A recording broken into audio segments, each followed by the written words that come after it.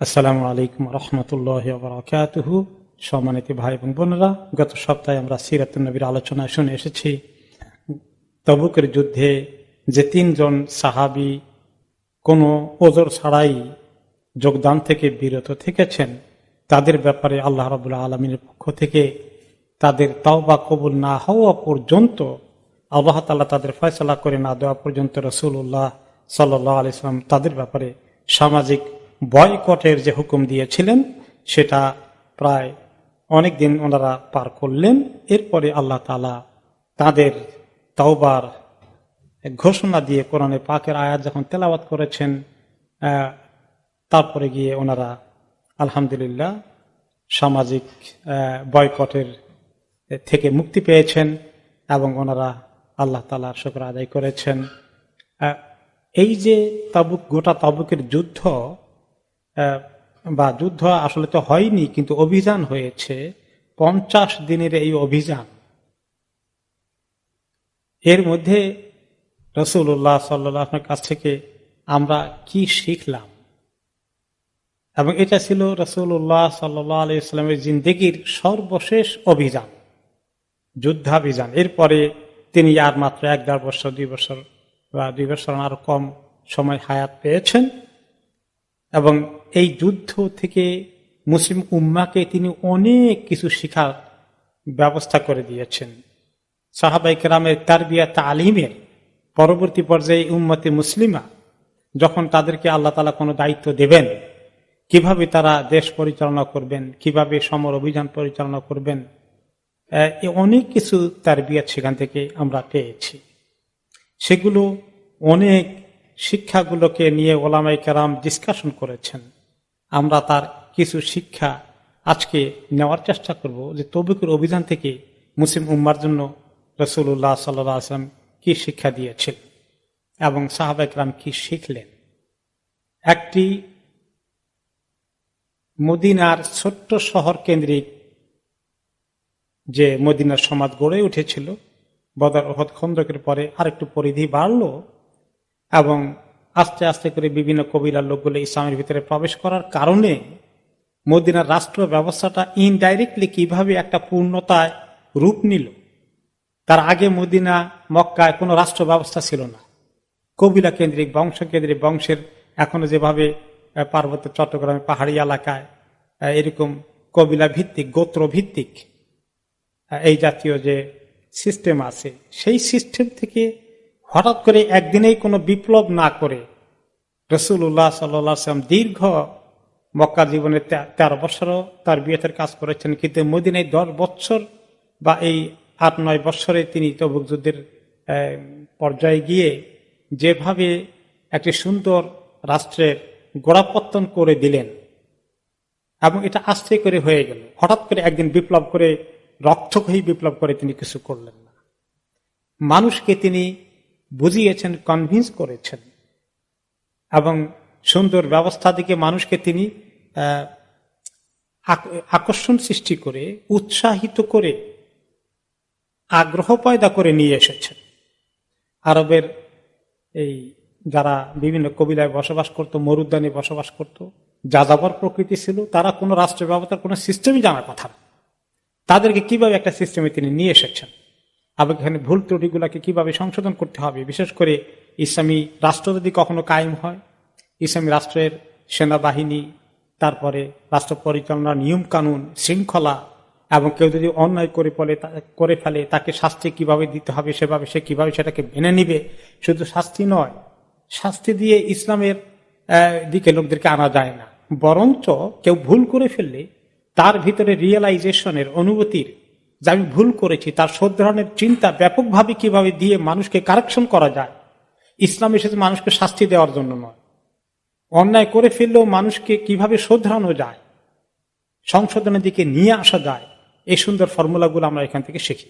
1 নম্বরে আমরা আসি যে 3 জন সাহাবী যাদের এই কাহিনী আমরা তখন শুনলাম, তো তার মধ্যে কাব ইবনে মালিক রাদিয়াল্লাহু আনহু, তার এবং হেলাল ইবনে উমাইয়া এবং মুরারা ইবনে রাবিয়া, এই 3 জনের শিক্ষাটাকে আগে আমরা যাই।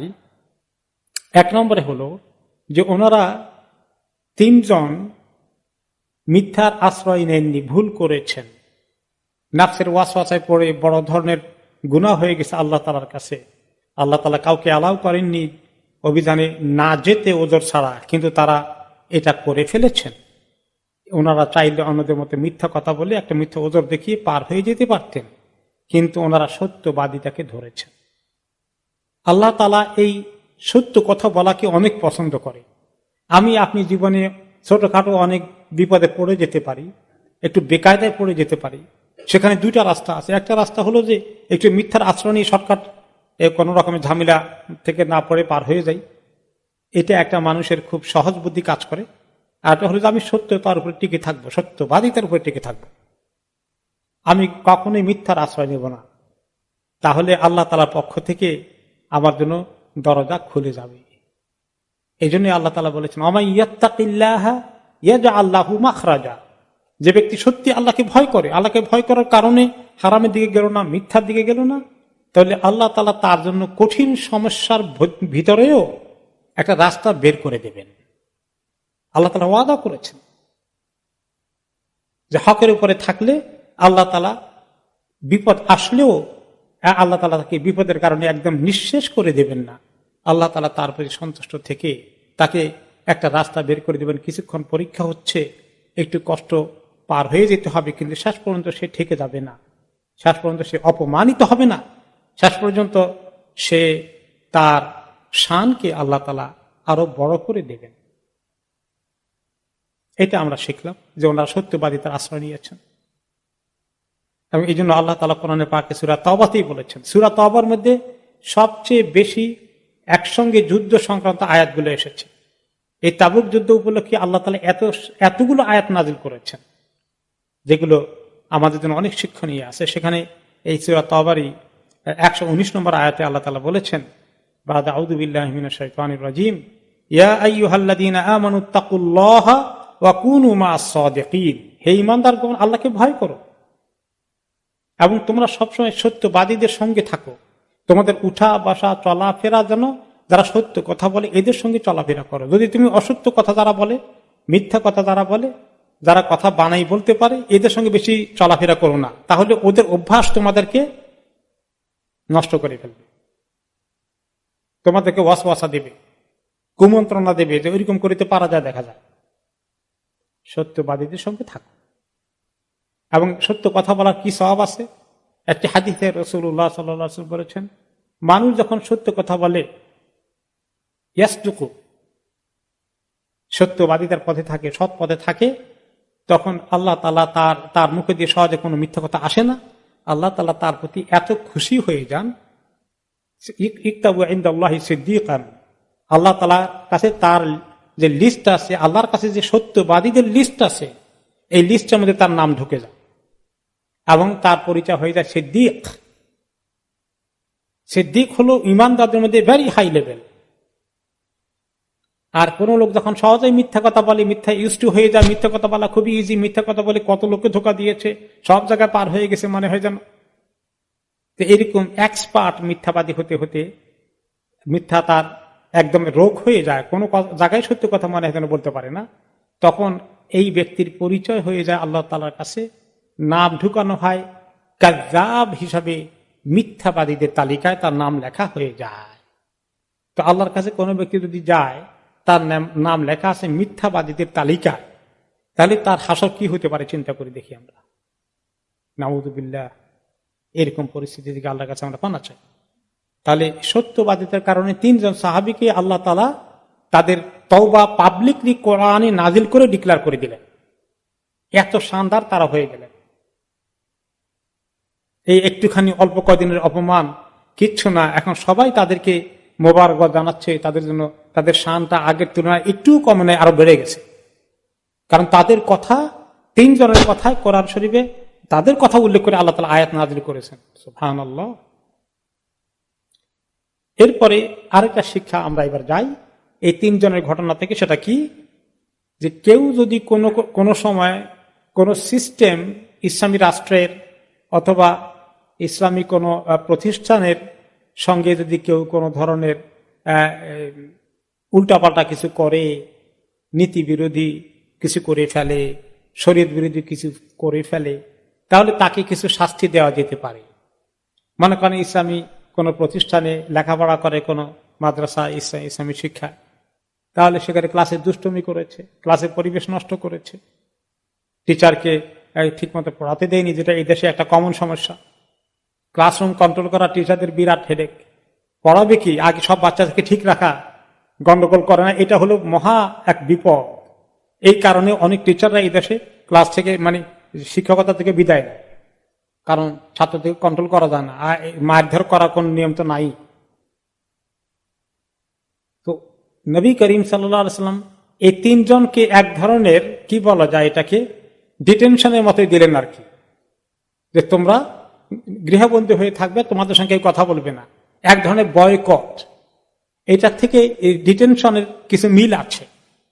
আসলে ইসলাম থেকে, কোরআন থেকে, সিরাতে পাক থেকে অন্য অন্য জাতিরাও অনেক শিক্ষা নিয়েছে, যে ছাত্রকে যখন হয়ে যায়, ক্লাস শেষ হয়ে যায়, তখন দেশের স্কুলে ছাত্রদেরকে ডিটেনশন দেয় 1 ঘন্টার জন্য, 1.5 ঘন্টার জন্য বা আধা ঘন্টার জন্য, তাই না? যে তাতে করে তার এই যে সে অন্যায় করেছে এটা শাস্তি হোক। তার সঙ্গে তখন কেউ কথা বলবে না, তাকে এক জায়গায় এভাবে আটক করে রাখা হচ্ছে। এটা একটা লেসন হতে পারে যে ইসলামী প্রতিষ্ঠানে যদি কোনো ধরনের অসুবিধা কেউ করে, তাহলে তাকে এই জাতীয় ডিটেনশনের মতো কিছু একটা শাস্তি দেওয়া যেতে পারে, যাতে তার কারেকশন হয়। কিন্তু শুধু শাস্তি দেওয়া উদ্দেশ্য নয়, তার কারেকশনের জন্য তাকে সেভাবে মোটিভেশন দেওয়া দরকার আছে। শুধু শাস্তি দিলে ফেল করবে সিস্টেম। শাস্তির পাশাপাশি তার সঙ্গে সুন্দর সম্পর্ক রেখে তাকে উৎসাহিত করা, তার ইমানের দিকে তাকে নিয়ে আসার জন্য চেষ্টা করা, তার সংশোধনের জন্য ব্যবস্থা করা, ছাত্রটাকে বোঝানো। খালি যদি তাকে ডিটেনশন দিয়ে দেয়া, তাহলে তার ভিতরে জিদ তৈরি হবে।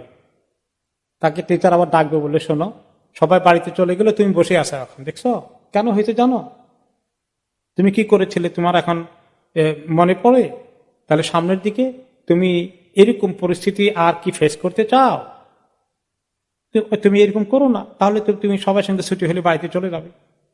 তাহলে মোটিভেশনও দিতে হবে। খালি পানিশমেন্ট, দিস ইজ রং, এটা ওয়ার্ক করবে না। এটা মানুষকে আরো বিদ্রোহী করবে, ছাত্রদের কাছে আরো বিদ্রোহী করবে। আপনি যদি সপ্তাহে এরকম প্রতিদিন স্টুডেন্টকে ডিটেনশন দেন 1-2 বার, তাহলে দেখবেন যে সে বলবে যে আই ডোন্ট কেয়ার, দেখি তোরা কত ডিটেনশন দিতে পারিস আমাকে, তার ভিতরে জিদ চেতে যাবে। তো এই জন্য রাসূলুল্লাহ সাল্লাল্লাহু আলাইহি ওয়াসাল্লাম আর সাহাবায়ে কেরামদেরকে এই তারবিয়ত দিয়েছিলেন যে দিনের কারণে যদি তাদেরকে কোনো অ্যাকশন নিতে হয়, তাহলে তারা সেটাকে সেভাবে নেবে, তারা তওবা ইস্তিগফার করবে এবং আল্লাহ তাআলার কাছে তারা মাফ চাইবে, কাঁদবে। এরকম একটা পরিবেশ থাকা দরকার ইসলামের ভিতরে। এরপর আরেকটা শিক্ষা আমরা পাই, যে সেটা হচ্ছে যে ইসলামী রাষ্ট্রের যিনি দায়িত্বে থাকবেন, যেখানে সত্যিকার ইসলামী রাষ্ট্র প্রতিষ্ঠার আল্লাহ সুযোগ দিবেন, সেখানে ইসলামী রাষ্ট্রের যিনি প্রধান হবেন অথবা তারা দায়িত্বশীল বর্গ হবেন, তাদের কথাগুলোকে মানা এটা ইমানি দায়িত্ব। আতিউল্লাহ ওয়া আতিউর রাসূল উলিল আমরি মিনকুম, তাদের এই সুন্দর শরীয়ত সম্মত কাজগুলোকে যারা ইখলাসের সাথে এগুলো করে এবং যাদের উদ্দেশ্য থাকে মানুষকে সংশোধন করা, এরকম একটা সুন্দর পরিবেশে সবাই তাদের কথা শোনা, মানা। এই জন্য সাহাবায়ে কেরামরা যাদের তিনি সবাইকে বলে দিয়েছেন এই 3 জনের সঙ্গে তোমরা কেউ কথা বলবে না, তারা সেটাকে মেনটেন করেছেন। এবং তার কাজিন ছিল, কাজিনও তার সঙ্গে কথা বলেন নাই। কাব ইবনে মালিক রাদিয়াল্লাহু আনহু যখন 3 বার বলেন যে তুমি আল্লাহর কসম করে বলো আমি কি আল্লাহ এবং তার রাসূলকে ভালোবাসি না, তিনি ইয়েস নো কোনো আনসার করেননি। সাহাবায়ে কেরাম আল্লাহ এবং তার রাসূলকে এত মহব্বত করেছেন, তাদের নির্দেশকে এভাবে অক্ষরে অক্ষরে পালন করেছেন।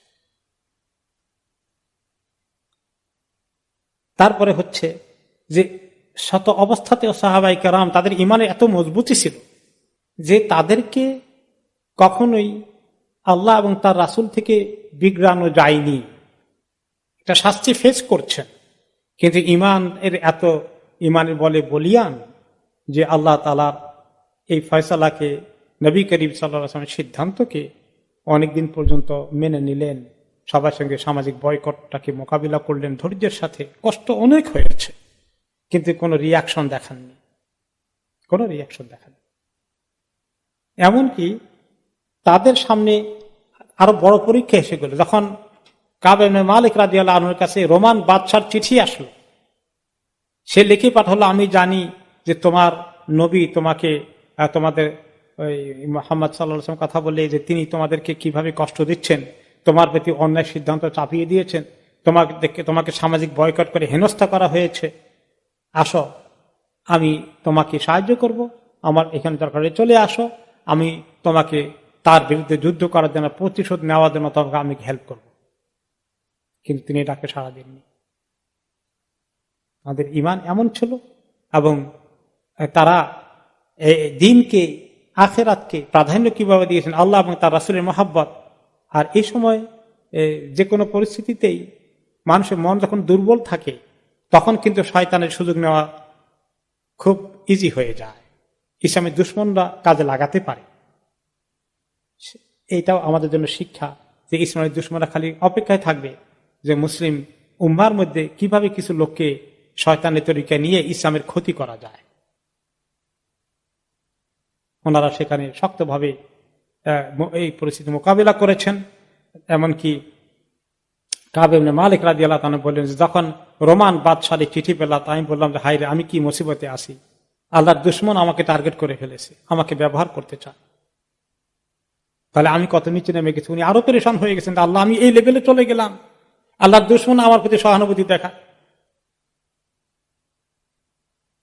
পরের শিক্ষা হচ্ছে যে তাওবা মানুষের জন্য সবচেয়ে বড় একটি পুরস্কার আল্লাহর পক্ষ থেকে।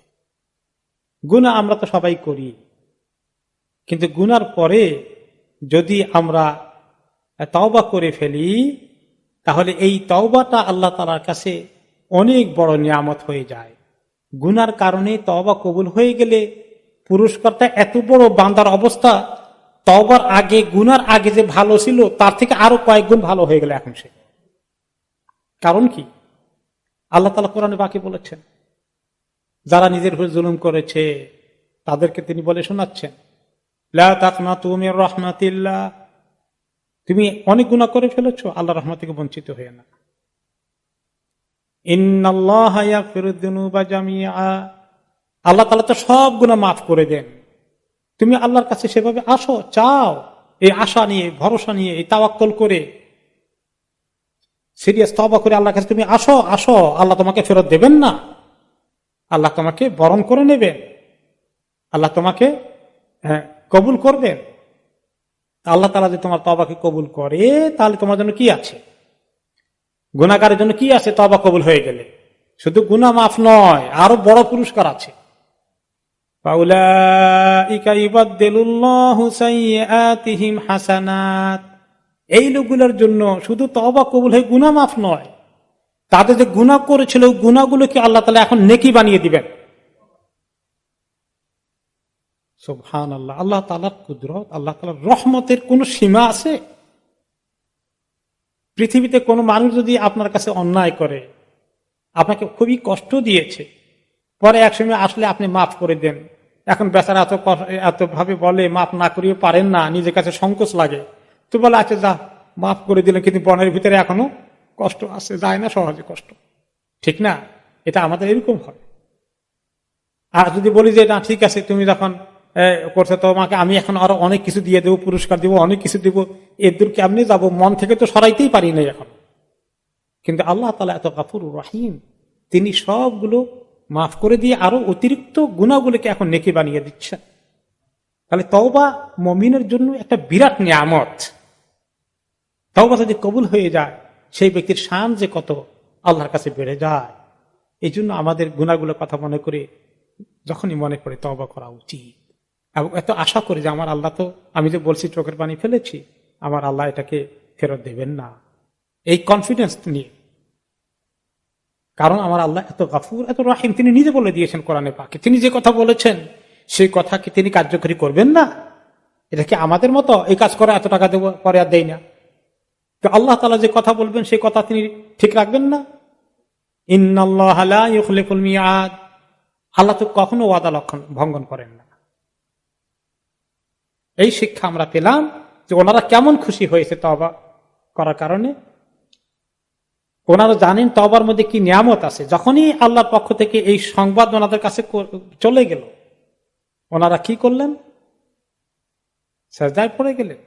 এমনকি আমরা তো শুধু একটি হাদিস শুনেছি 3 জনের মধ্যে একজনের, কাব ইবনে মালিক রাদিয়াল্লাহু আনহু লম্বা হাদিস শুনলাম গত সপ্তাহে। আর বাকি 2 জনেরটা এত বিস্তারিত রেওয়ায়েত আসে নাই, রেওয়ায়েত ওনার কাছ থেকে আসে। ওই 2 জনের খবরও কিছু টুকটাক এসেছে। তার মধ্যে একজন ছিলেন যিনি হেলাল ইবনে উমাইয়া রাদিয়াল্লাহু আনহু, 3 জনের একজন। ওনার খবর হলো যে ওনাকে খবর দিয়েছিলেন যে ব্যক্তি দৌড়ে গিয়ে তওবা কবুলের খবর, তিনি হচ্ছেন সাহাবী সাঈদ ইবনে যায়েদ রাদিয়াল্লাহু আনহু। তিনি বলেন, আমি দৌড়ে গেলাম হেলালের কাছে, ও খারাজতু ইলা বনি ওয়াকিফ ফাবাশশারতুহু, আমি ওনাকে খবর দিয়ে দিলাম যে আপনাদের তওবা কবুল করে আল্লাহ তাআলা আয়াত নাযিল করে ফেলেছেন। এই কথা শুনেই তিনি কি করলেন, ফাসাজাদা, তিনি সিজদায় পড়ে গেলেন। সাহাবী সাঈদ বলেন, কেমন সিজদা করলেন তিনি, ফামা দানানতুহু ইয়ারফাউ রাসাহু হাত্তা তাখরুজা নাফসু, আমি দাঁড়িয়ে থাকলাম, তিনি সিজদা করলেন এত লম্বা সিজদা, আমার কাছে মনে হয়েছে এই সিজদা বোধহয় ওনার মওতই হয়ে যাবে, উনি বোধহয় মাথা আর উঠাবেন না। সুবহানাল্লাহ। সত্যি তারা তওবাকে চিনেছিলেন, তারা তওবার গুরুত্ব বুঝেছিলেন, তওবার ফজিলত তারা জানতেন, এবং আল্লাহ তাআলার প্রতি তাদের এই সম্পর্ক ছিল যে আল্লাহ তাআলা কিভাবে তার বান্দা তার কাছে আসলে তিনি কিভাবে খুশি হন। হাদিস কি এসেছে, বান্দা তুমি আমার দিকে 1 বিঘত আসলে আমি 1 হাত তোমার দিকে দৌড়ে যাব তোমাকে ধরার জন্য, উদ্ধার করার জন্য। তুমি আমার দিকে 1 হাত আসো, আমি 2 হাত পরিমাণ যাব তোমার দিকে। তাহলে আল্লাহর গতি আমাদের থেকে বেশি আমাদেরকে মাফ করার জন্য। খালি আমাদের একটু উদ্যোগ নিতে হবে। তুমি আমার দিকে বান্দা হেঁটে আসলে আমি তোমার কাছে দৌড়ে যাব তোমাকে ধরার জন্য। আল্লাহ তাআলা কি দৌড়া লাগে নাকি, আল্লাহ কি হাঁটা লাগে নাকি? নাউযুবিল্লাহ। তিনি এগুলোর ঊর্ধ্বে। কেন এগুলো বললেন? হাদিসে কুদসিতে বললেন আমাদেরকে উৎসাহিত করতে, তুমি আল্লাহর কাছে আসো, দেখবে আল্লাহ তোমার থেকে দ্রুত গতিতে আরো তোমাকে উদ্ধার করতে আসছেন, তোমাকে হেল্প করতে আসছেন। এই হাদিসে এই আবার আমরা পাই আর কি শিক্ষা, সেটা কি, যে কোন বড় নিয়ামত অর্জন হয়ে গেলে কি করা যায়, সাজদাতে শুকর আদায় করা যায়। এটা একটা সুন্দর আমল, সাহাবারা অনেকেই করেছেন।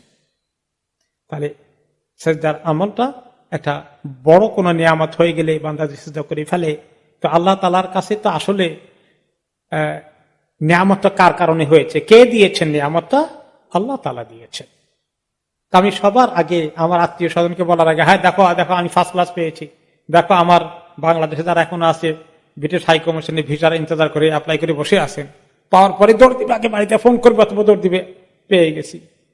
কিন্তু সাহাবীদের অবস্থা হলে আগে আল্লাহর কাছে শুকর আদায় করতেন, সাজদা শুকর করতেন। এটা একটা সুন্দর অ্যাটিটিউড, কারণ সমস্ত নিয়ামত কে দিয়েছেন? আল্লাহ তাআলা দিয়েছেন। আল্লাহুম্মা লা মানিআ লিমা আতাইতা ওয়া লা মুতিআ লিমা মানা, আল্লাহ আপনি যেটা দিবেন সেটা কেউ আটকাতে পারবে না, আর আপনি যেটা দেবেন না সেটা কেউ দিতে পারবে না।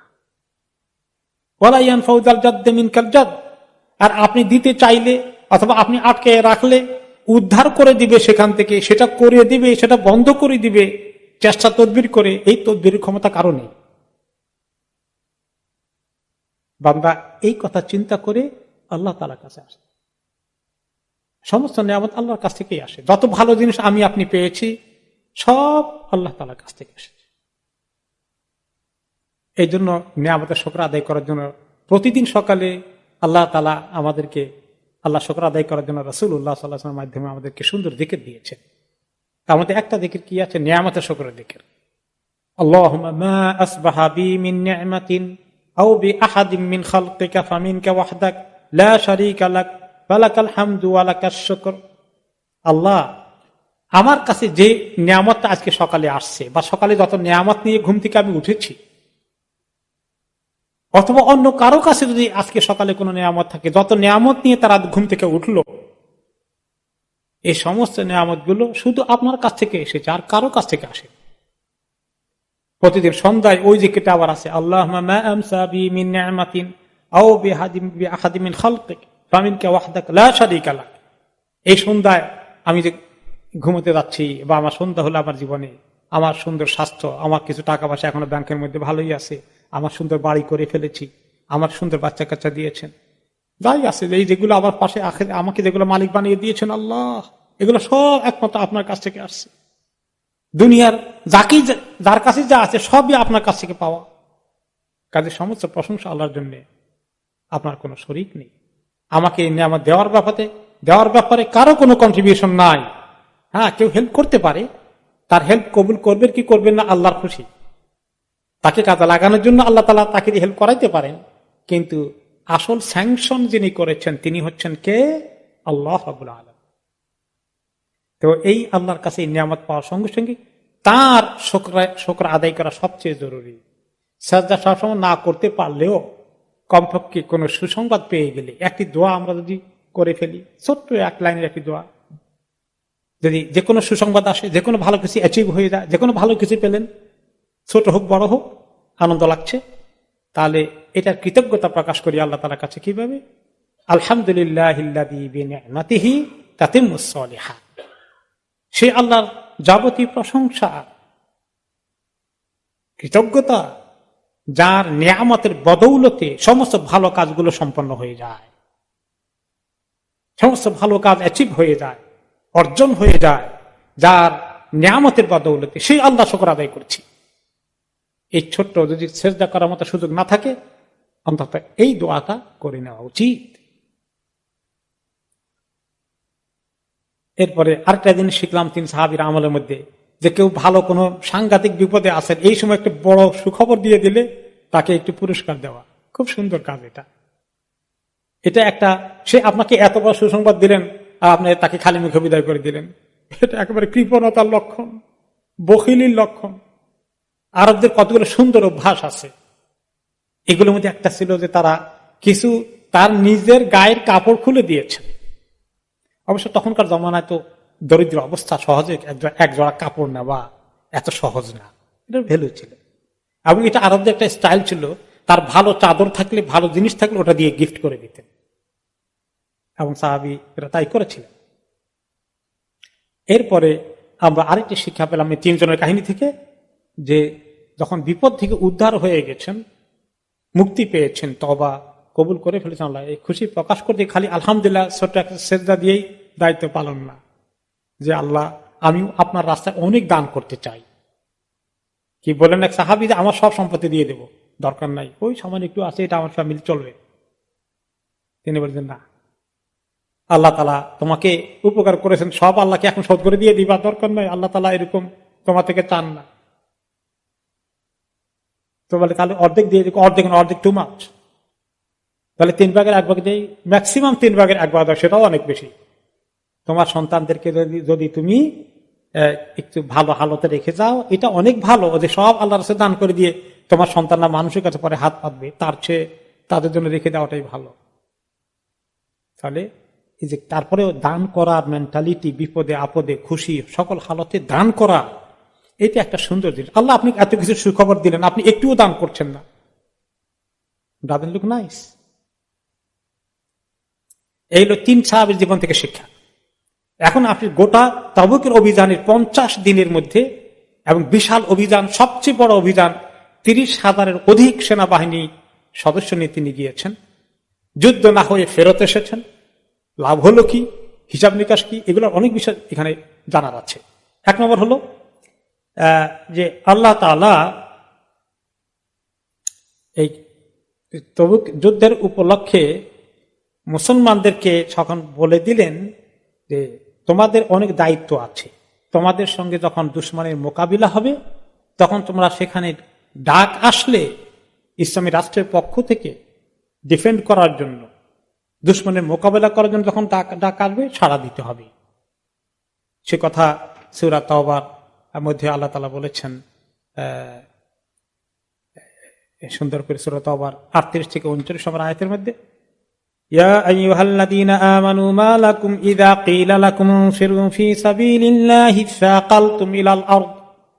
হে ঈমানদারগণ, তোমাদের কি হলো, যখন বলা হয় আল্লাহর রাস্তায় বের হও, যুদ্ধের ময়দানে যেতে হবে, তখন তোমরা জমিনে একেবারে ভারী হয়ে পড়ে থাকো, জমিন থেকে উঠতে পারো না, জমিনকে কামড়ে ধরে থাকো। আরাদিতুম বিল হায়াতিদ দুনিয়া মিনাল আখিরাহ, তোমাদের দুনিয়ার মজাটা খুব বেশি লাগে, আখিরাতের তুলনায় দুনিয়ার প্রাধান্য দিয়েছ, দুনিয়ার প্রায়োরিটি দিয়েছ, দুনিয়া বেশি মজা লাগে আখিরাতের তুলনায়। ফামা মাতাউল হায়াতিদ দুনিয়া ফিল আখিরাতি ইল্লা কালিল, দুনিয়ার জীবনের মজার জিনিস ভোগ করা তো অতি সামান্য, আখিরাতের তুলনায় কিচ্ছু না। যারা আজকে অনেক বড় লোক হয়েছেন, মিলিয়নিয়ার বিলিয়নিয়ার হয়েছেন, তারা যা কামাই করেছেন তার কতটুকুন তারা ভোগ করবেন আমাকে বলেন, কতটুকুন ভোগ করবেন? এই যে বিল গেটস এত টাকা, তার এত বিলিয়নের মালিক, এরকম অনেক বড় বড় ধনীরা, এই টাকাগুলো সবগুলোকে সে ভোগ করতে পারবে? দেখবেন 10%ও ভোগ হয় কিনা আল্লাহ জানে, বাকি সব তার ইনভেস্টমেন্ট ব্যাংকের মধ্যে পড়ে আছে। তাহলে কে ভোগ করবে? তার ছেলে পেলেরা। ছেলে কি ভালো হবে না দুষ্ট হবে না নষ্ট করবে না রাখবে, আল্লাহ তালাই ভালো জানেন। তো এইরকম তার এক্সাম্পল দিলাম, আমরা মুসলমানরাও যারা অনেক সম্পদ জমা করে রেখে যায়, অনেকগুলো বাড়ি কিনে রেখে যায়, তো এইগুলো ছেলে মেয়ের জন্য এত করতে গিয়ে আমি সময়ই পেলাম না আল্লাহমুখী হওয়ার জন্য। কোরআন শরীফ পড়ার সময় নাই, তাসবিহগুলো করার সময় নাই, নিজের আমল দুরস্ত করার কোনো খেয়াল নেই। আমি আছে শুধুমাত্র সম্পদ জোগাড় করা, এগুলার পেরেশানিতে সারা দিন। যত সম্পদ বেশি হবে, সময় কি বেশি দেওয়া লাগবে না কম দেওয়া লাগবে? বেশি দেওয়া লাগবে। ওগুলা হিসাব নিকাশ ঠিক রাখতে রাখতে অবস্থা কাহিল, কোনখান দিয়ে কে মেরে ফেলে, কোনখান দিয়ে কোন জায়গায় টাকা লস হয়ে যায়, এই পেরেশানি করতে করতে করতে করতে আমলের পরিমাণ একেবারেই কমে যেতে থাকবে, কমতে থাকবে, কমতে থাকবে। তো দুনিয়াটা ভোগ বেশি করতে পারবে না। অথচ তাহলে দুনিয়ার ভোগটা আখিরাতের তুলনায় কিচ্ছু না, কিছুই না, কিছুই না। আসল ভোগ তো হবে জান্নাতে। এখন এত সুন্দর করে বোঝানোর পরে আল্লাহ তাআলা যদি মানুষ না বুঝে, যেটা মুনাফিকরা বুঝেনি, যদি না বুঝে তারপরে মিথ্যা ওজর দিয়ে মিথ্যা বাহানা দিল, এই 3 সাহাবী এবং এর আগে আরো কয়েকজন সাহাবী, মোট 10 জন বেজান ওজরে দুনিয়ার মজার কারণে মিস করেছিলেন, তাদেরকে আল্লাহ তাআলা সতর্ক করলেন, সাবধান করলেন, থ্রেট দিলেন, ইল্লা তানফিরু ইউআযাবকুম আযাবান আলীমা। তোমরা যদি আল্লাহর ডাকে এইভাবে সাড়া দিয়ে বের না হও, আল্লাহ দিনের কাজের জন্য, যুদ্ধের ময়দানে ঝাঁপিয়ে পড়ার জন্য যদি বের না হও, তাহলে তোমাদেরকে আল্লাহ কঠিন শাস্তি দেবেন। কঠিন শাস্তি আখিরাতে হবে, কঠিন শাস্তি দুনিয়াতে হতে পারে। আর কি করবেন আল্লাহ তাআলা? আরো বড় শাস্তি আছে। ওয়ায়াস্তাবদিল কওমান গায়রাকুম, তোমাদেরকে আল্লাহ তাআলা লিস্ট থেকে ফেলে দিবেন। তোমরা মুমিন হিসেবে আল্লাহর নিকট অর্জন করবে না, তোমাদের দিনের কাজে আল্লাহ আর তোমাদেরকে তৌফিকও দিবেন না। তোমাদের জায়গায় নতুন লোকদেরকে আল্লাহ নিয়ে আসবেন, অন্যদেরকে, যাদেরকে দিয়ে আল্লাহ আরো বড় কাজ করাবে, তোমাদের চেয়ে ভালো ভূমিকা তারা পালন করবে। ওয়ালা তাদুররুহু শাইআ, তোমাদেরকে যে আল্লাহ তাআলা সরিয়ে দিলেন, তোমাদের থেকে অন্যদেরকে নিয়ে আসলেন, এখন তোমরা মিলে যদি বলো দেখি আল্লাহ আমাদেরকে বাদ দিয়ে ফেললেন, আল্লাহর কত ক্ষতি করা যায় দেখি এবার, পারবে? ওয়ালা তাদুররুহু শাইআ, আল্লাহর কোনো ক্ষতি করতে পারবে না। আল্লাহু আলা কুল্লি শাইইন কাদির, আল্লাহ তাআলা সবকিছু করতে সক্ষম। তারপরে আল্লাহ তাআলা আরো বললেন যে বের হওয়া লাগবেই, গুরুত্ব দিয়ে, এত গুরুত্ব দিয়ে বললেন সবাইকে বের হওয়া লাগবে যাদের সামর্থ্য আছে, একমাত্র মাযুর লোকেরা ছাড়া। সূরা তাওবার 41 নম্বর আয়াতে তিনি বলছেন, ইনফিরু খিফাফান ওয়া সিকালান ওয়া জাহিদু বিআমওয়ালিকুম ওয়া আনফুসিকুম ফি সাবিলিল্লাহ। তোমরা বেরিয়ে যাও, এই অভিযানে যাও।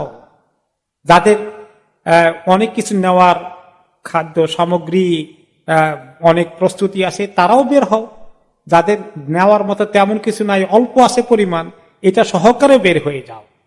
ইনফিরু খিফাফান ওয়া সিকালান, ভারী অস্ত্রে সজ্জিত হয়ে, ভারী সরঞ্জাম নিয়ে যদি বের হইতে পারো ভালো, না হলে যদি হালকাও থাকে সেটা নিয়েও বের হও। তাহলে কি হবে? আল্লাহ রাস্তায় তোমরা লড়াই করতে বের হয়ে যাও, জান এবং মাল নিয়ে যাও, বসে থেকো না। যালিকুম খায়রুল লাকুম ইন কুনতুম তা'লামুন, তোমরা যদি জানো এটা তোমাদের জন্য অনেক ভালো। দুনিয়ার মধ্যে দুনিয়ার মজা খাওয়ার জন্য বসে না থেকে আল্লাহর হুকুমে, আল্লাহ তাআলার কাজে সাড়া দিয়ে দৌড়ে যেতে যদি পারো, তোমাদের জন্য এটা অনেক খায়ের, কল্যাণ। আখিরাতে তোমাদের নিশ্চিত মুক্তি তোমাদের ইন্তজার করবে, তোমরা জান্নাতের মালিক হয়ে যাবে। তারপরে আল্লাহ তাআলা আরো বলেছেন যে এভাবে যারা পেছনে পড়ে গেল, মুনাফিকের আচরণ করলো, কিন্তু তার মোকাবিলায় অনেক মুমিন আল্লাহ ডাকে সাড়া দিয়েছেন, তাদেরকে আল্লাহ তাআলা অ্যাপ্রিসিয়েট করছেন, তাদের প্রশংসা করছেন। আল্লাহ তাআলা বলছেন, লাকিনির রাসূলু ওয়াল্লাযীনা আমানু মাআহু জাহাদু বিআমওয়ালিহিম ওয়া আনফুসিহিম।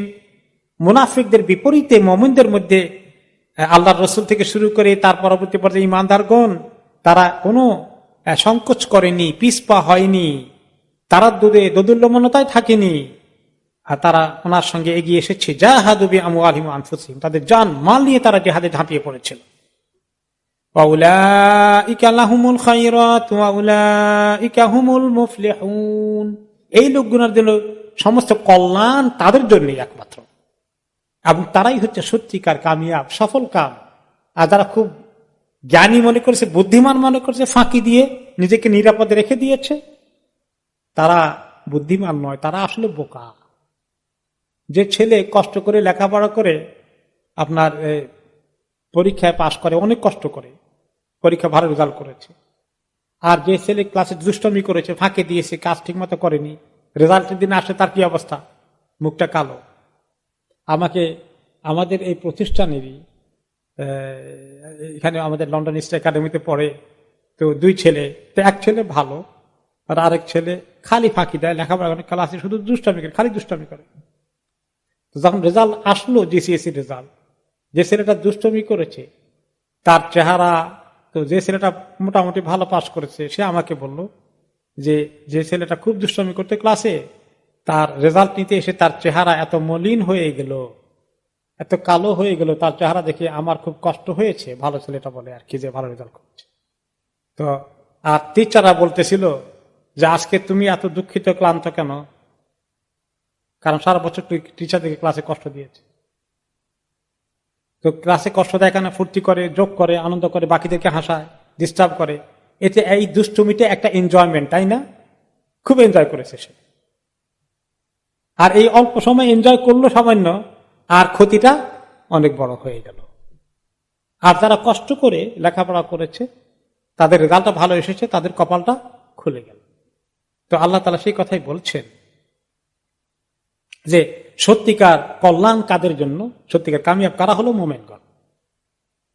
মা কানা লিআহলিল মাদিনাতি ওয়া মান হাওলাহুম বাইনাল আরাবি আন ইয়াতাখাল্লাফু আন রাসূলিল্লাহ, যারা মদিনা এবং তার আশেপাশে বিভিন্ন বেদুইন পল্লীতে বসবাস করেছে, তাদের জন্য কারো জন্যই উচিত হয়নি, উচিত হবে না যে তারা নবী করিম সাল্লাল্লাহু আলাইহি ওয়াসাল্লামের সঙ্গ না দিয়ে নিজেরা পেছনে পড়ে থাকবে।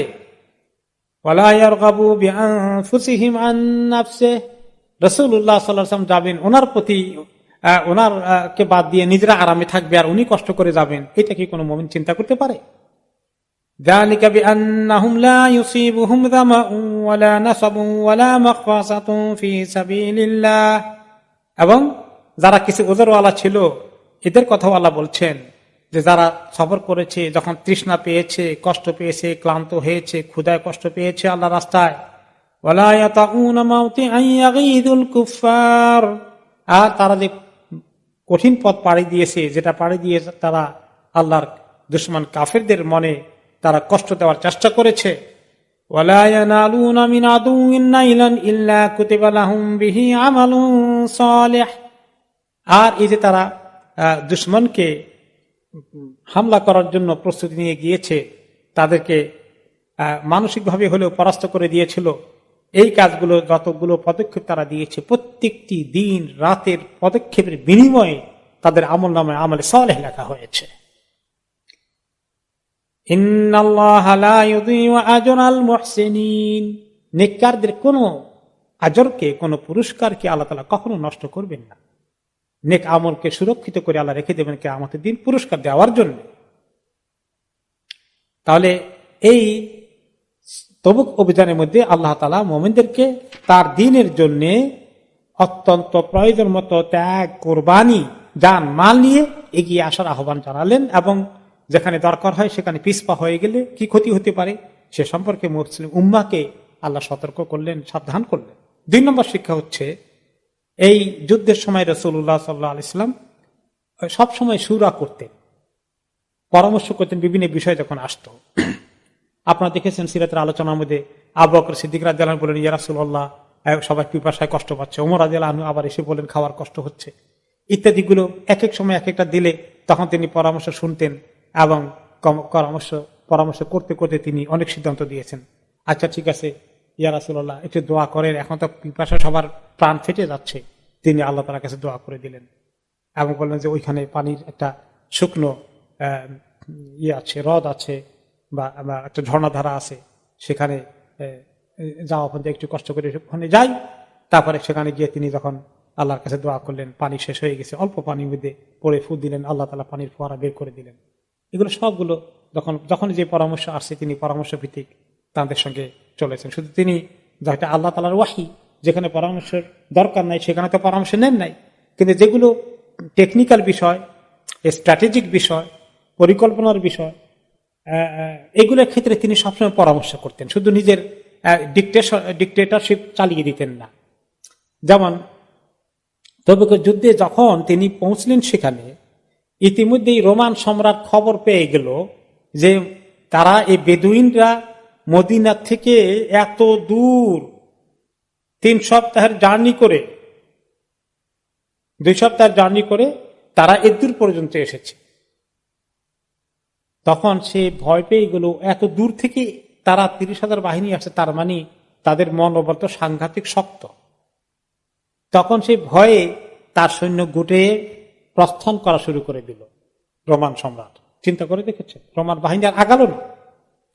তখন নবী করিম সাল্লাল্লাহু আলাইহি ওয়াসাল্লাম পরামর্শ করলেন যে কি করবো আমরা, তারা যেহেতু পরাজিত হয়ে গেছে, তাদেরকে ধাওয়া করে যাই, আরেকটু তাদেরকে অ্যাটাক করে ফেলি, তোমরা কি মনে করো? পরামর্শ করলেন। তখন ওমর রাদিয়াল্লাহু আনহু বললেন, ইয়া রাসূলুল্লাহ, মনে হয় না তাদেরকে ধাওয়া করাটা বুদ্ধিমানের কাজ হবে আমাদের জন্য, কারণ আমরা ইতিমধ্যে অনেক লম্বা সফর করে এসে আমাদের অনেক লোকজন ক্লান্ত হয়ে গেছে, এনার্জি অনেক কমে আসছে, খাবার দাবার সবগুলোরই আমাদের কিছু ক্রাইসিস আছে। আর এদূর পর্যন্ত হলো এই আরব দেশের মানে মরুভূমির এলাকা, পরবর্তী পর্যায়ে ও রোমান বাহিনী যেদিক থেকে আসছে সিরিয়া থেকে, ওই সাইডটা সেখানে নগরায়ন আছে, সেখানে কিছু কিছু উর্বর ভূমি আছে, সেখানে শহর বন্দর আছে, যে তারা ওখানে তাদের বিভিন্ন জায়গায় ওগুলো তাদের লোকেশনগুলো এমন ভাবে করা আছে আমরা ওগুলো কিছু চিনি না। আমরা তো মোটামুটি যাযাবর জাতির মতো মরুভূমিতে ফাইট করতে অভ্যস্ত, শহরে বন্দরে তারা কোন জায়গায় উৎপত্তি থাকবে, ওখানে তাদের কি প্রিপারেশন, এগুলো সম্পর্কে কিছু জানি না।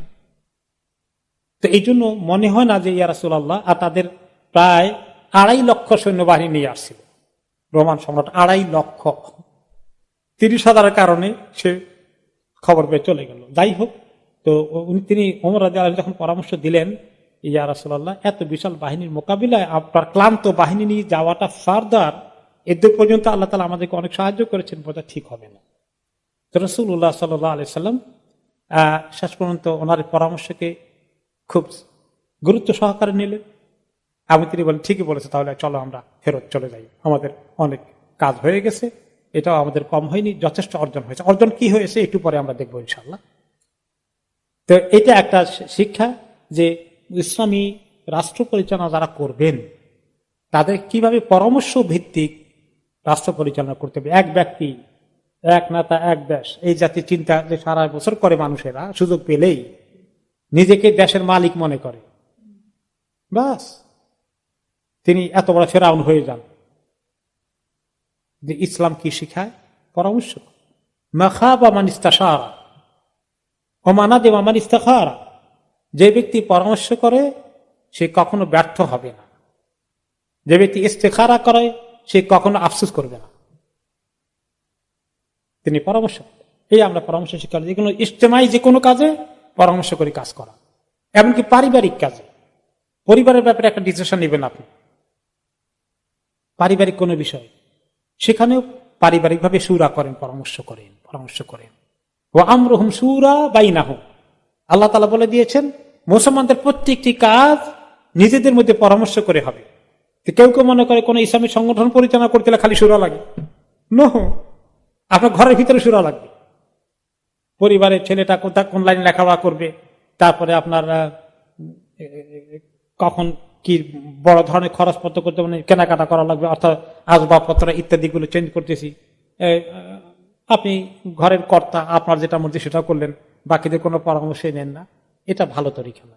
সবকিছুর ব্যাপারে পরামর্শ করা ভালো। এরপরে আমরা আরেকটি শিক্ষা তবুক অভিযান থেকে পাই, সেটা কি, যে কঠিন পরিশ্রম করে নিজেদেরকে তৈরি করতে হবে। এই তবুকের যুদ্ধ কিন্তু আসলে মুসলমানদের জন্য ট্রেনিং ছিল। পরবর্তী পর্যায়ে এই সাহাবীদেরকে দিয়েই আল্লাহ তাআলা পারস্য বিজয় করাবেন, রোমান সম্রাটের সাম্রাজ্য বিজয় করাবেন। তো বিজয়টা শুধু মদিনার ভিতরে থেকে আশেপাশে পর্যন্ত, মক্কা বিজয় পর্যন্ত শেষ করলে হবে না, বিশাল ১,৫০০ মাইলের রাস্তা পাড়ি দিতে হবে। ট্রেনিং করে এসে যে শক্তি, যে হিম্মত হবে, ওই হিম্মত নিয়ে পরবর্তী পর্যায়ে সাহাবায়ে কেরাম কি করেছেন, পারস্য এবং রোমান সম্রাটকে বিজয় করেছেন। ওই ট্রেনিংটা দামি ট্রেনিং ছিল, কি কষ্টের ট্রেনিং ছিল। পিপাসা গলা শুকিয়ে গিয়েছে, খাবারের অভাবে অনেক কষ্ট হয়েছে, আর মরুভূমির খালি পায়ে অথবা ছেঁড়া জুতা নিয়ে রাস্তা পাড়ি দিয়েছেন, পাহাড়ের উপর দিয়ে উঠানামা করেছেন, পাথরের জমিন দিয়ে চলেছেন, ট্রেনিং হয়েছে। এই ট্রেনিং এর শিক্ষা এখনকার জামানায় আর্মিকে দেওয়া হয়, পুলিশকে ট্রেনিং দেওয়া হয়। ট্রেনিং দেওয়া হয় যাদেরকে জানেন, মানে নৌবাহিনীকে ট্রেনিং দেয় এই ঠান্ডার রাতের মধ্যে সাগরে নামাই দেয়, সাঁতরাও। আমার মনে আছে বাংলাদেশের হাইকোর্টের সামনে একটা বড় পুকুর আছে, এখন থেকে প্রায় আমার মনে হয় ১৫-২০ বছর আগে ঘটনা, কি না একটু বেশি। পুলিশ অফিসারদের ট্রেনিং হচ্ছিল শীতের রাতে, তাদেরকে সেই পুকুরে নামিয়ে দিয়েছিল, দাঙ্গা পুলিশের ট্রেনিং ছিল এগুলো, এবং সেখানে একটা লোক শীতে মারাই গেছে। তো অবশ্য এরকম লাইফ রিস্কে যাওয়ার দরকার নাই, কিন্তু এখনো আর্মি দিকে ট্রেনিং দিতে গেলে জানেন, আর্মিদের ট্রেনিংটা এক মারাত্মক কষ্টের কাজ। এই জন্য অনেকে ট্রেনিং অসমাপ্ত রেখে ভেগে চলে আসে, ইস্তফা দেয়। কারণ পৃথিবীতে সবসময় এই যুদ্ধ কেউ করতে না চাইলে যুদ্ধ চাপিয়ে দেয়, প্রতিরক্ষার জন্য অন্তত নিজের আর্মি ঠিক রাখতে হবে। মুসলমানদেরকে ট্রেনিং দিলেন এবং এই ট্রেনিংটা ওনাদের পরে কাজে লেগেছে। আল্লাহ তাআলা গোটা আরব দেশ এবং পরে পারস্য সাম্রাজ্য এবং রোমান সাম্রাজ্যকে বিরাট অংশ মুসলমানদের হাতে এনে দিয়েছিলেন এই সাহাবীদের ট্রেনিং পাওয়া লোকগুলোর হাতে। তাহলে রাসূলুল্লাহ সাল্লাল্লাহু আলাইহি ওয়াসাল্লামকে দিয়ে আল্লাহ তাআলা ট্রেনিং দিয়েছেন। মুসলিম উম্মাহকে ট্রেনিং লাগবে, ফিজিক্যালি সবকিছু। যখন ইসলামী রাষ্ট্র হবে, এইভাবে শুধু যদি আর্মিকে যদি ট্রেনিং না দেয় এবং এক্সারসাইজ না করায়, খালি টাকা পয়সা দিয়ে খালি খাওয়াইতে থাকে মাছ গোস্ত, তাহলে আর কোন ওদের কুচকাওয়া সকাল সন্ধ্যা দেখবেন এখনো করায় না। হলে তো এগুলো সব মোটা হয়ে ফুলে টুলে আপনার আর কোন যুদ্ধ কাজে লাগবে না, অলস হয়ে যাবে সব। যে আর্মির ট্রেনিং বেশি মজবুত, সে আর্মি পৃথিবীতে সবচেয়ে দুর্ধর্ষ আর্মি হয়। আর যারা আরাম আয়েশে শুধু থাকে আর খায়, সে আর্মি বেশি কাজে লাগে না। তারপরে আসো যে এই যুদ্ধের অর্জন কি হলো। 1500 মাইল গেলেন এবং 50 দিন থাকলেন, যাইতে 15 দিন, আসতে 15 দিন, সেখানে 20 দিন, যুদ্ধও হলো না। তো হলো কি, লাভ কি হলো? এক নম্বর লাভ হয়েছে, এই যুদ্ধে রোমান শক্তি পৃথিবীর অন্যতম সুপার পাওয়ার ছিল। তখন দুইটা সুপার পাওয়ার ছিল, রোমান সাম্রাজ্য আর পারস্য সাম্রাজ্য, ইরানের সাম্রাজ্য। রোমান সাম্রাজ্য আসছিল যুদ্ধ করার জন্য, কিন্তু পরে ভয়ে পালিয়ে গেল। তাদের মনে খৌফ ঢুকে গেল। দুশ্মনের মনে যদি ভয় ঢুকে, তারা দুর্বল হয়ে যায়। এবং মুসলমানদের মনে সাহস ঢুকলো যে আমরা বেদুইন জাতির, যাযাবর জাতির মতো লোক, মেজরিটি, আমাদের ভয় যদি তারা ভীত হয়ে যায়, তাহলে আমরা কেন পিছপা হব, আমরা কেন এগিয়ে যাব না, আমরা কেন হিম্মত করব না। পরবর্তী পর্যায়ে এই হিম্মত কাজে লেগেছে। তারপরে শিক্ষা হচ্ছে যে এই ইসলামী রাষ্ট্রটা যে কোনো বড় শক্তিকে চ্যালেঞ্জ করার মতো একটা পর্যায়ে এসেছে, এবং পুরো একটা ইসলামী রাষ্ট্রের একটা পুরো ক্লিয়ার ধারণা, যেটা শুরুতে বলেছিলাম আজকে, যে মদিনায় কোনো রাষ্ট্র ব্যবস্থা ছিল না। আস্তে আস্তে আস্তে আস্তে রাসূলুল্লাহ সাল্লাল্লাহু আলাইহি ওয়াসাল্লাম রাষ্ট্র ব্যবস্থা করলেন, সামরিক বাহিনী গড়ে তুললেন, এবং একটা আধুনিক রাষ্ট্রের রূপ সৃষ্টি হয়ে গেল। আরব রাষ্ট্রে কোনো আধুনিক রাষ্ট্রের কোনো রূপ ছিল না, কোনো সংজ্ঞা ছিল না।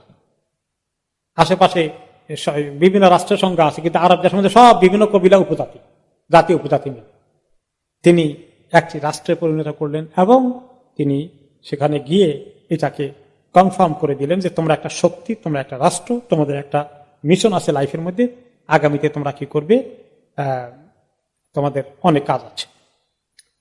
তার আরবদের মাথায় তিনি রাষ্ট্রের একটা এজেন্ডা ঢুকিয়ে দিলেন। তারপরে হচ্ছে যে গোটা আরব দেশের মধ্যে একটা ইউনিটি গড়ে উঠলো। আরব দেশে কোনো ইউনিটি ছিল না, এক কবিলা আরেক কবিলার বিরুদ্ধে যুদ্ধ। এইভাবে সবাইকে মিলে কবিলা ভিত্তিক নয়, রাষ্ট্রভিত্তিক যে সমাজ ব্যবস্থা কায়েম হয়ে গেল, এবং এটার আন্ডারে একটা ইসলামের শক্তি আসলো। ইসলামের জন্য শক্তি লাগে। আল জাজিরাতুল আরবি, আরব উপদ্বীপ পুরো ইসলামের শক্তির কেন্দ্র হয়ে গেল। এখানকার শক্তিটা কবিলার শক্তি নয়, সেখানে শক্তি হলে এখন ইসলামের শক্তি, মুসলমানদের শক্তি, এক রাষ্ট্রের শক্তি।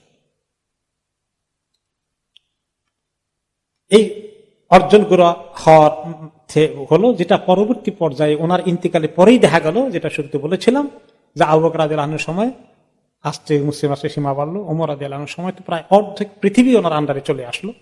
উমাইয়া খেলাফতের সময়, আব্বাসিয়া খেলাফতের সময়, উসমানিয়া খেলাফতে ইউরোপ পর্যন্ত এই সময় দখলে অর্ধেক ইউরোপ প্রায় চলে গিয়েছিল। তো এই গোড়াপত্তন হয় তবুক যুদ্ধের পরে। এই ভীষণ দেখান তাদের জীবনের এই উচ্চাকাঙ্ক্ষা তিনি তুলে ধরলেন যে তোমরা এসেছ আরব উপদ্বীপে সীমাবদ্ধ থাকার জন্য নয়, তোমাদেরকে এই আল্লাহ তাআলা গোটা পৃথিবীতে ইসলামের আলো এবং তোমাদের পৃথিবীকে অনেক অংশ তোমাদের পায়ের নিচে এনে দিবেন ইসলামের দাওয়াত পৌঁছিয়ে দেওয়ার জন্য। এবং তাই হয়েছে। মিশর, এটা তো কোনো আরব দেশের সরাসরি অংশ না, সাগরের ওই পারে ইসলাম ভিতরে এসে গেল। ওমর রাদিয়াল্লাহু আনহুর সময় সিরিয়া এসে গেল, পরবর্তী পর্যায়ে মরক্কো থেকে শুরু করে পুরো উত্তর আফ্রিকা এসে গেল। এভাবে আস্তে আস্তে ছড়িয়ে গেল। এরপরে হলো যে রোমান শক্তি, পারস্য শক্তি, এগুলোর ভয় আর মুসলমানদের আরবদের থাকলো না। তারা এগুলোকে মোকাবেলা করার মতো আল্লাহ তাআলা তাদেরকে হিম্মত দিলেন। এভাবে করে আমরা তবুক যুদ্ধের শিক্ষার শেষ পর্যায়ে এসেছি ইনশাআল্লাহ। এখন থাকলো যে নবী করিম সাল্লাল্লাহু আলাইহি ওয়াসাল্লাম এখন মদিনা থেকে তবুকে এসেছেন, তবুক যুদ্ধের কাহিনী কমপ্লিট। তারপরে তবুক যুদ্ধ থেকে এরপরে ওনার বিদায় হজ আসবে। তো তবুক যুদ্ধ থেকে বিদায় হজের মাঝখানে যে সময়টা তিনি পেয়েছেন, এই সময় অনেক কাজ হয়েছে। চতুর্দিক থেকে আরবের যে সমস্ত কবিলাগুলো তখনও ইসলাম কবুল করেনি, এরা দলে দলে ইসলামের দিকে আসছে। যে কথার জন্য সূরা নাসর নাজিল হয়েছে,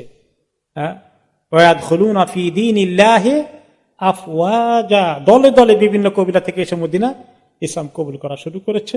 তারপরে সবচেয়ে ইন্টারেস্টিং ইসলাম কবুল হচ্ছে তাইফের যে সাকিব গোত্র যেটা ছিল, যারা সহজে ইসলামের দিকে আসেনি, তাদের কবিলার যে ছিল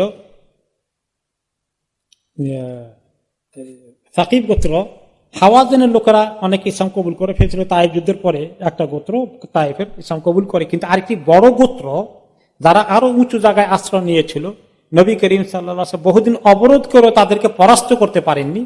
পরে সাহাবায়ে কেরাম আপনাদের মনে আছে কিনা বললেন যে আর কত, আমরা চলো এখন থাক, আমরা এবারে চলে যাই মদিনায়, এরা সহজে ধরা দেবে না। তো ওনাকে হয়তো আল্লাহ তাআলা জানতে দিয়েছেন যে একদিন হয়তো তারা কবুল করবে। এই দুর্ধর্ষ সাকিব জাতি, তাদের ইসলাম কবুল করা কাহিনী সাংঘাতিক ইন্টারেস্টিং। তার কাহিনী শুনলে আপনারা হতভম্ব হয়ে যাবেন। ওদের কাহিনী আসবে ইনশাআল্লাহ আগামী সপ্তাহে, আল্লাহ তাআলা তৌফিক দিলে আমরা শুনবো। ওয়াবিল্লাহি তৌফিক। সুবহানাকাল্লাহুম্মা ওয়া বিহামদিকা আশহাদু আল্লা ইলাহা ইল্লা আনতা আস্তাগফিরুকা ওয়া আতুবু ইলাইক। ওয়া সাল্লাল্লাহু তাআলা আলা খাইরি খালকিহি সাইয়্যিদিনা মুহাম্মদ ওয়া আলা আলিহি ওয়া সাহবিহি আজমাইন। আসসালামু আলাইকুম ওয়া রাহমাতুল্লাহি ওয়া বারাকাতুহু।